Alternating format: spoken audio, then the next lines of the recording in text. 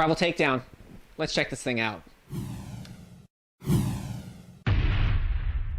Hey guys, Joe here from Xbox Games, and you know it, we have, of course, the XX-800 takedown. Now, this has been out for about 2 months, or could be longer depending on when you guys are watching this, but this is kind of Rival's new take on kind of a single action, kind of shorty shotgun, right? It's pretty cool, don't get me wrong, but when you first look at this, or when I looked at it in the store, I thought that, oh man, this thing's got to be a single shot. You know what, I'm just going to go pick up the knockout instead of going this route. But learning, actually, it's an 8-shot. Then I was like, you know what, okay, that's actually not that bad because you're going to get multiple shots and you can kind of hold it and point it kind of like a sawed-off shotgun. So let's get right into it.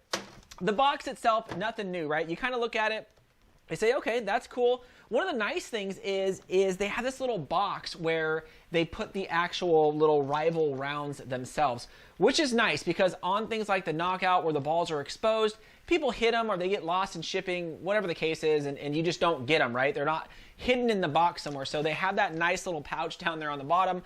On the back, nothing too fancy, just your classic up close with a few up close and personals of the other Rival series. Now this thing does claim, you guys see it, 90 feet per second. Is it going to shoot 90 feet per second? You know, we're going to see, but the good rule of thumb is, yeah, these things tend to shoot actually a little bit more than what the actual box says. And again, here's a little Rival rounds. Nothing too crazy, the standard Rival rounds.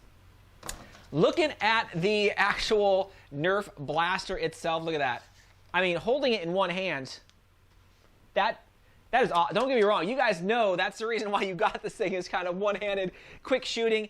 And I think it fulfills that specific role, right? A just sawed-off shotgun, point, shoot, don't have to worry about it.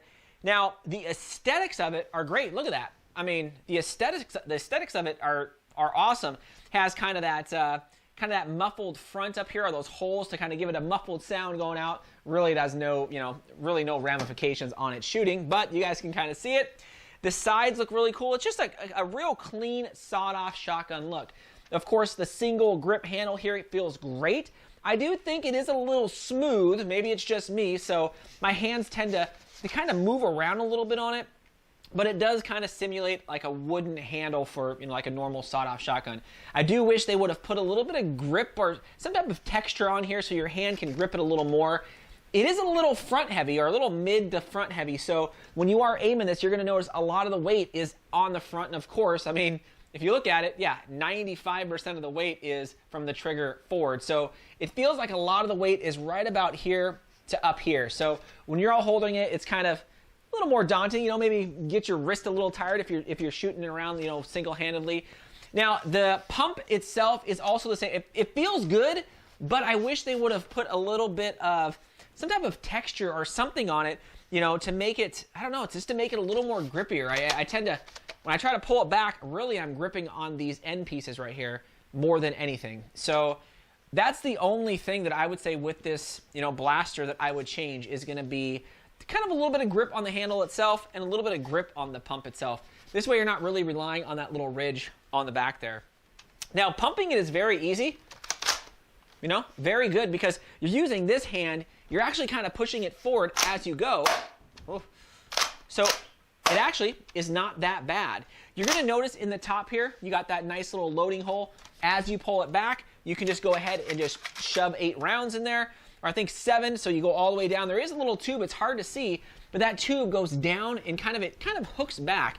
This way you can fit a lot of rounds in that kind of lower section down there. And that's what I think really makes this gun kind of rock, is it's a more than a single shot. If it's a single shot, I'd probably say pass on it and get the knockout. But since this is a multiple shot, you know, you have that internal magazine, I say why not? I think a little bit of modification up here. I have seen, I believe, a pump kit you can get for this that kind of gives you a bigger grip up here with a little more grabbing power, which is awesome, which I think is what's lacking. I have not seen a handle kit for it. Maybe somebody will do it, or you can just put a little bit of like, you know, like grip tape or something back here so you can really kind of point it around. Now, the upper rail, yeah, this upper rail is great. As you can see, boom, fits a Rival red dot scope nicely.